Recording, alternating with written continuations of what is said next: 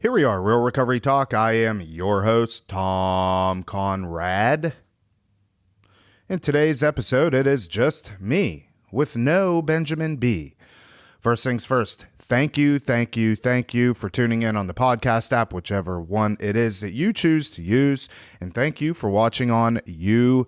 YouTube is something that we've been doing, and, I kind of enjoy it. And I like doing the editing and, all the intricacies that comes with doing a YouTube channel. So thank you for that. And if you can, share it with somebody, subscribe, share a video, whatever the case is. And in the end, what we want to do is help you turn your mess into your message. And you hear that every single episode, but it is so true. And in the end, if you'd like to reach out to either myself or Ben, you could always reach us, Tom at realrecoverytalk.com and Ben at realrecoverytalk.com, and send us your phone number and we'll get back to you and hopefully have a phone conversation about your specific situation.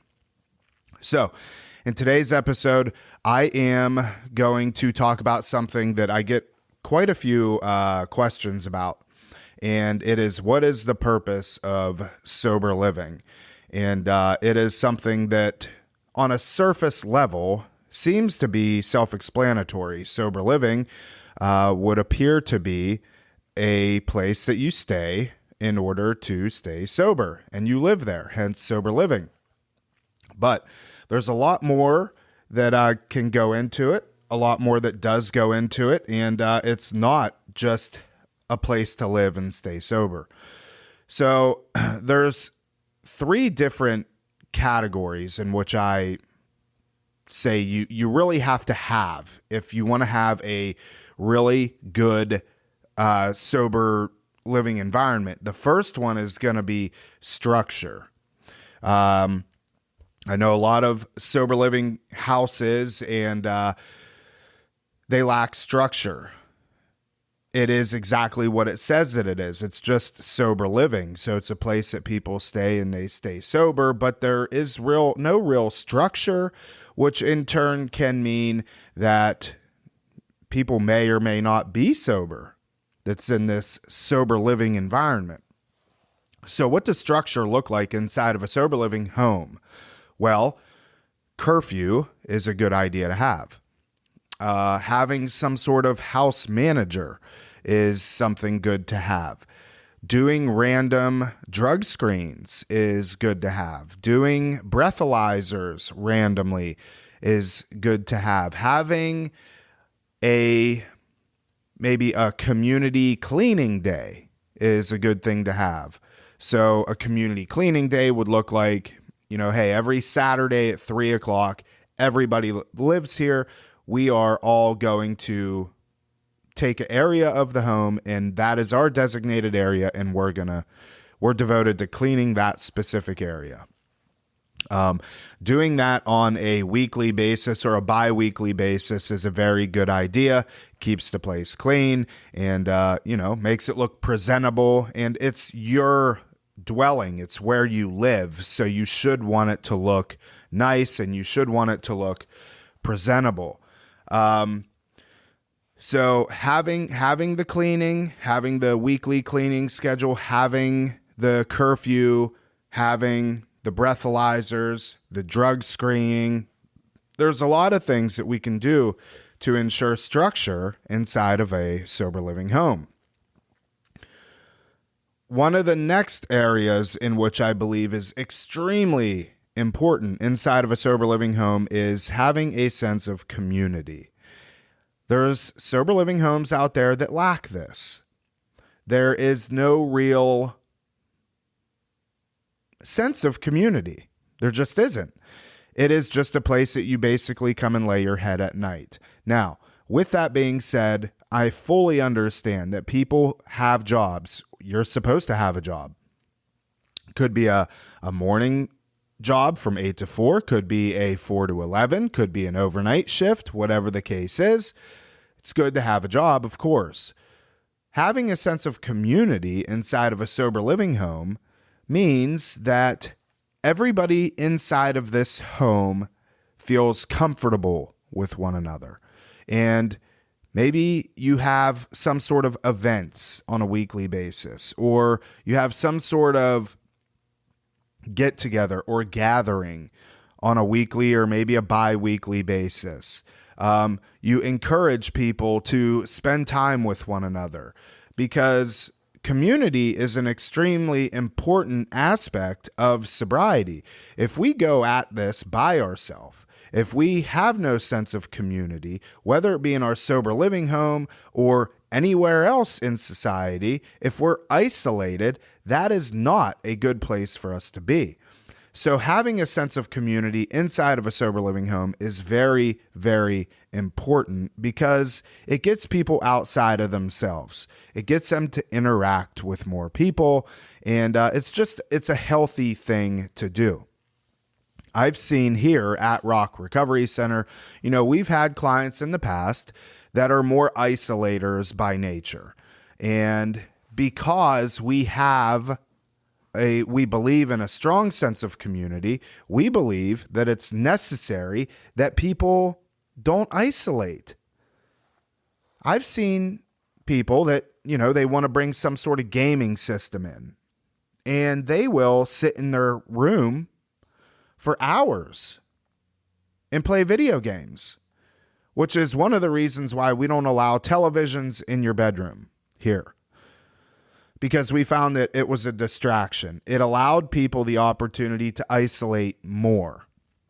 So we thought that it was extremely necessary to remove the televisions from the bedroom. And if you're going to have a gaming system, that gaming system is going to be in the common areas, and it's going to be something that everybody can utilize. And even that develops a sense of community, because now maybe you have 3 or 4 of your housemates sitting there playing video games and playing, Madden or whatever the case is, but you're all together, and that is important.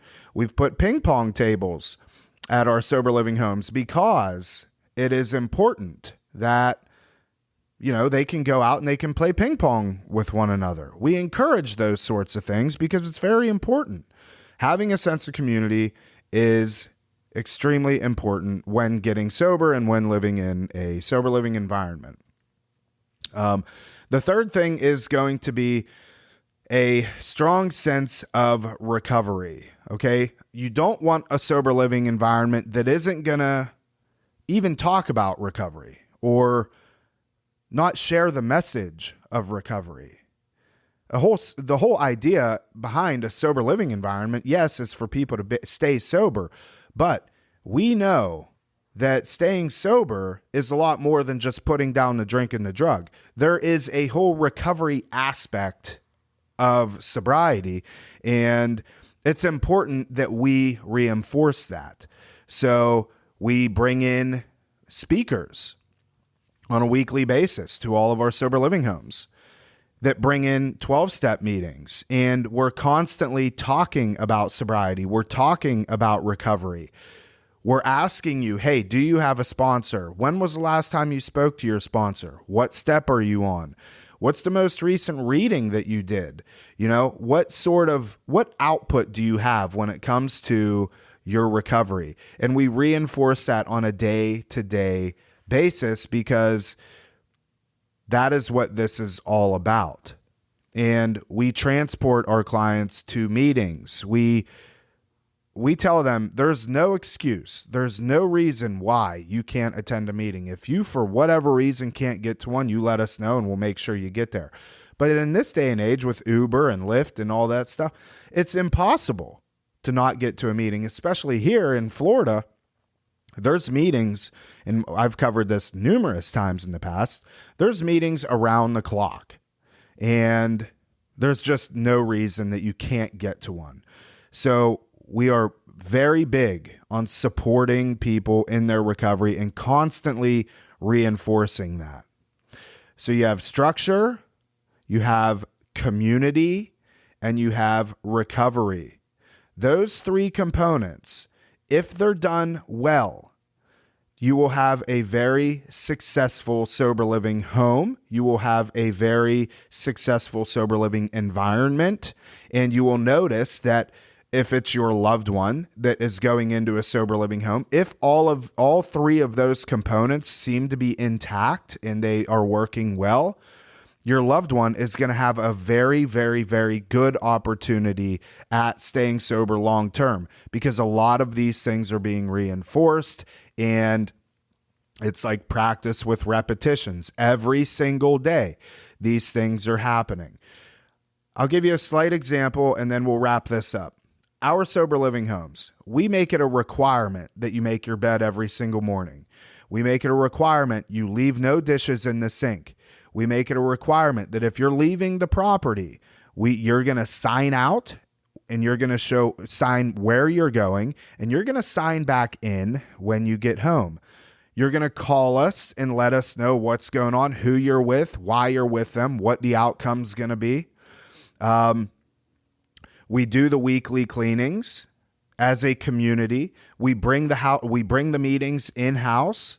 So even if you say you can't get to a meeting, that's fine. We'll bring them to you. We have a sense of community because we hold a lot of events and we do a lot of things with our clients that support the idea of community.